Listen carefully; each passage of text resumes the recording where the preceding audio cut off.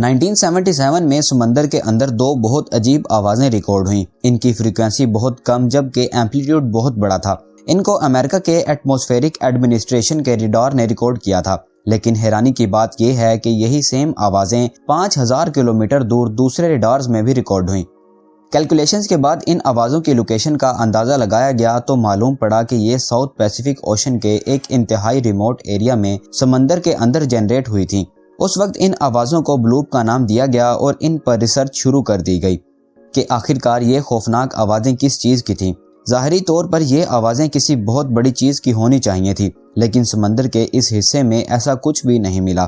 کئی سالوں تک یہی سوچا جانے لگا کہ سمندر کے اس حصے کے نیچے کوئی بہت بڑا دیو کریچر رہتا ہے، لیکن 2012 کے بعد ایٹماسفیرک ایڈمنسٹریشن نے اپنا سٹانس بدل کر کہا کہ 1977 میں ریکارڈ ہونے والی آوازیں گلیشیئر موومنٹ یعنی گلیشیئر کے ہلنے کی وجہ سے ریکارڈ ہوئی تھیں۔ پر سچائی کیا ہے اس کے بارے میں ابھی تک کوئی نہیں جان پایا۔ پر جس پوائنٹ پر یہ آوازیں ریکارڈ ہوئی تھیں وہاں آج ایک بہت ہی انوکھا کام کیا جاتا ہے۔ ساؤتھ پیسیفک اوشن کے ٹھیک اس پوائنٹ پر سمندر کا وہ حصہ موجود ہے جس کے چاروں سائڈز پر ہزاروں میل تک زمین کا کوئی بھی حصہ موجود نہیں ہے۔ اس کو اوشنک پول کے ساتھ ساتھ پوائنٹ نیمو بھی کہتے ہیں۔ یہاں سے زمین کا قریبی ٹکڑا تقریباً 2688 کلومیٹرز تک دور ہے، اور یہ قریبی ٹکڑا بھی کسی کام کا نہیں ہے کیونکہ یہ ساؤتھ پول یعنی انٹارکٹیکا ہے۔ پوائنٹ نیمو سے قریبی آبادی والا لینڈ مارک چلی کا ساحلی حصہ ہے جو تقریباً 3334 کلومیٹرز تک دور ہے، جبکہ دوسری سائٹ پر نیوزی لینڈ موجود ہے جو کہ 4700 کلومیٹرز تک دور ہے۔ یہی وجہ ہے کہ پوائنٹ نیمو دنیا کا سب سے ویران اور بیابان حصہ تصور کیا جاتا ہے۔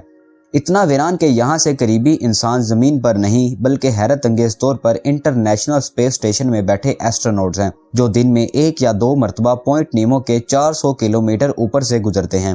دنیا سے کٹے رہنے کے باوجود بھی پوائنٹ نیمو بے مقصد نہیں ہے۔ سمندر کے اس حصے کے نیچے انسانوں کی وہ انوینشنز دبی ہیں جس کے لیے کبھی پیسہ دریا کی طرح بہایا جاتا تھا۔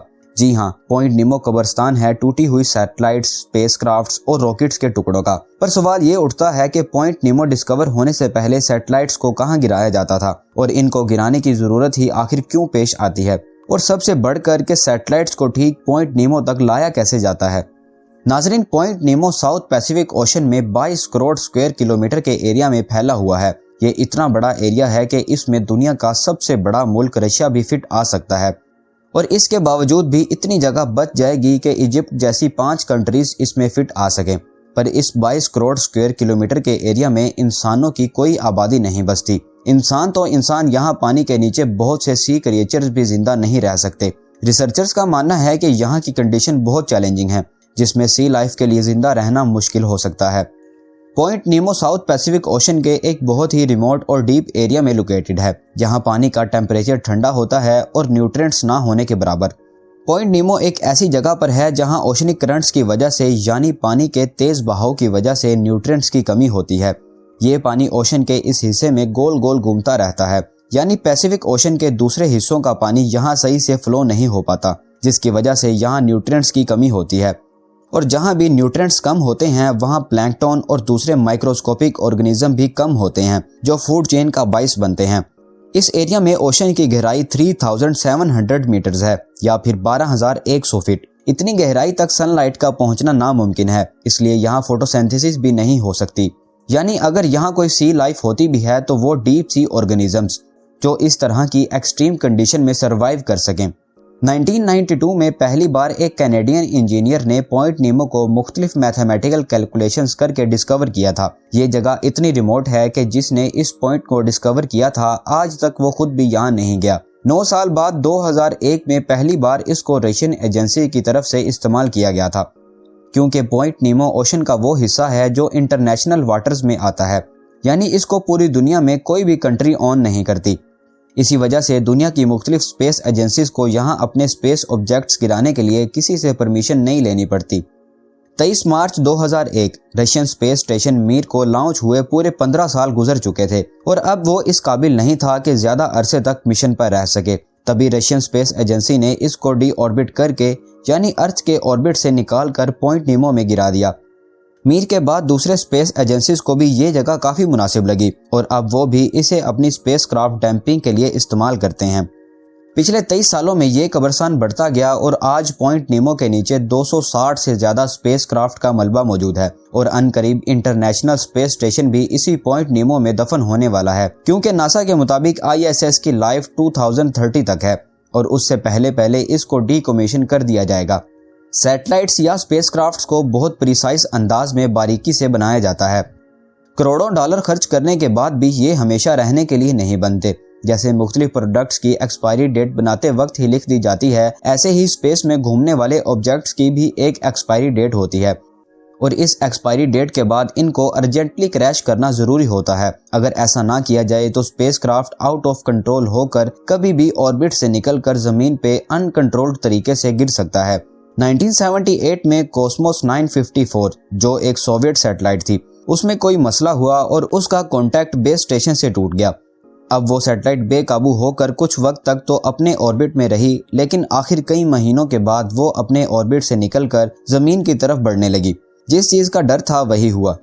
उसने अर्थ में अनकंट्रोल्ड तरीके से एंट्री की, लेकिन सबसे बड़ा खतरा आउट ऑफ कंट्रोल होना नहीं बल्कि इसमें मौजूद न्यूक्लियर रिएक्टर था, जिसकी वजह से इस सैटेलाइट को पावर मिलती थी। ये सैटेलाइट तो आसमान में ही जल कर राख हो गई, लेकिन रेडियो एक्टिव मटेरियल पूरे नॉर्थ कनाडा में फैल गया। उसके बाद एक ऑपरेशन स्टार्ट किया गया जिसका मकसद सिर्फ और सिर्फ रेडियो एक्टिव मटेरियल की तलाश और उसकी सफाई था। ये अपनी तर्ज का सबसे बड़ा ऑपरेशन था, जिसको मॉर्निंग लाइट ऑपरेशन का नाम दिया गया था।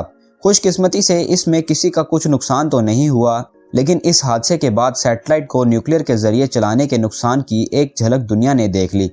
इसके अलावा 1997 में ओक्लाहोमा से ताल्लुक रखने वाली लोटी विलियम्स पार्क में वॉक कर रही थी कि अचानक उनके कंधे पर कोई चीज आ कर गिरी।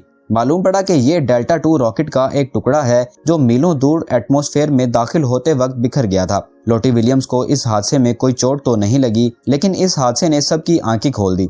ऐसे वाकयात फ्यूचर में पेश ना आए, इसी वजह से स्पेस ऑब्जेक्ट्स को ओशन के इस वीरान हिस्से के ऊपर ही गिराया जाता है। जब तक पॉइंट नीमो डिस्कवर नहीं हुआ था, उससे पहले भी ये काम साउथ पैसिफिक ओशन या फिर जमीन के रिमोट एरियाज में किया जाता था।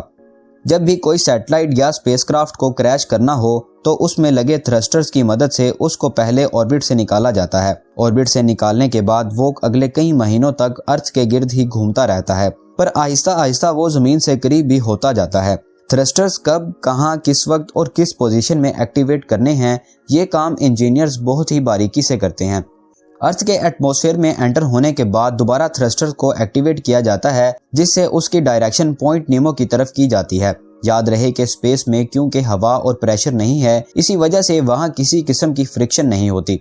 सैटेलाइट्स जो अपने ऑर्बिट में मौजूद हैं, वो बगैर किसी पावर के अगले कई महीनों तक अपना ऑर्बिट नहीं छोड़ती। इनकी स्पीड बहुत तेज होती है, नॉर्मली 15,000 किलोमीटर पर आवर, और जब इसी स्पीड से वो एटमॉस्फेयर में एंटर होती हैं तो फ्रिक्शन की वजह से उनका टेम्परेचर 3000 सेल्सियस तक बढ़ जाता है और वो एक फायरबॉल की शक्ल इख्तियार कर लेती हैं। ये टेम्परेचर उनमें लगे मेटल को गला कर राख कर देता है और ज्यादातर केसेस में मलबा गिरने से पहले ही भाप बनकर उड़ जाता है। लेकिन कभी कभी कुछ मलबा जमीन पर भी आ गिरता है, जो अगर आबादी के ऊपर गिरे तो भारी नुकसान भी कर सकता है। यही वजह है कि इनको पॉइंट नीमो के 22 करोड़ स्क्वायर किलोमीटर के एरिया पर टारगेट करके ही गिराया जाता है। अगर बात की जाए नाम की तो नीमो एक लैटिन वर्ड है जिसका मतलब है नो वन, क्योंकि यहाँ ना इंसान रहते हैं ना समुद्री मखलूक, और लोकेशन भी कुछ ऐसी है कि यहाँ से शिप्स का गुजर भी नहीं होता, क्योंकि शिप्स ऐसी लोकेशन को अवॉइड करती हैं जहाँ प्रॉब्लम की सूरत में मदद आना मुश्किल हो। अगर आप कभी पॉइंट नीमो में फंस जाएं तो यहाँ शिप के जरिए मदद आने में 2 हफ्ते लग जाएंगे और 3000 किलोमीटर तक ट्रैवल करने वाले हेलीकॉप्टर्स पूरी दुनिया में गिने चुने हैं। पॉइंट नीमो तक पहुंचना और वहां जाकर अंडर वाटर रिसर्च करना साइंटिफिक कम्युनिटी का एक ख्वाब है। हो सकता है आने वाले वक्त में यहाँ रिसर्च हो और 1977 में आने वाली आवाज़ों के राज बेनकाब हो सकें।